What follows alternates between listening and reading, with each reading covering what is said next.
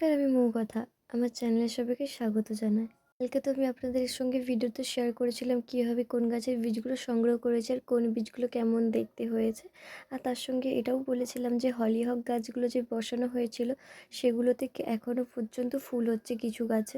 আর তার কালারগুলো একদম আলাদা দেখুন। একটা রয়েছে সাদা, একটা হচ্ছে পার্পল, একদম হালকা পার্পল, একটা হালকা গোলাপি কালারের রয়েছে। আরেকটা রয়েছে সাদার ওপরে গোলাপি কালার, ছিটকিটি গোলাপি না, একটা খয়েরি খয়েরি টাইপের যে কালারগুলো হয়ে থাকে গাঢ়, সেই কালারের একটা ছিটকে। তার সঙ্গে একদম সাদার সঙ্গে একটা গোলাপি ছিটকে টাইপের রয়েছে। আর একটা রয়েছে এই পার্পল কালারের হালকা আরেকটা।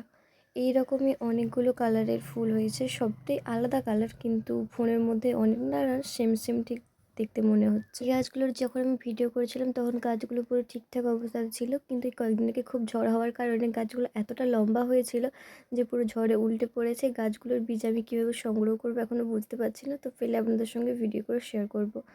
আর আপনাদের মনে আছে আমি বসেছিলাম এই লঙ্কা জবার গাছটা অনেকদিন আগে মা এনে দিয়েছিল। আর আপনাদেরকে বলেছিলাম যে যখন গাছটাতে কুঁড়ি হবে, ফুল আসবে, তখন আপনাদের সঙ্গে ভিডিও শেয়ার করব।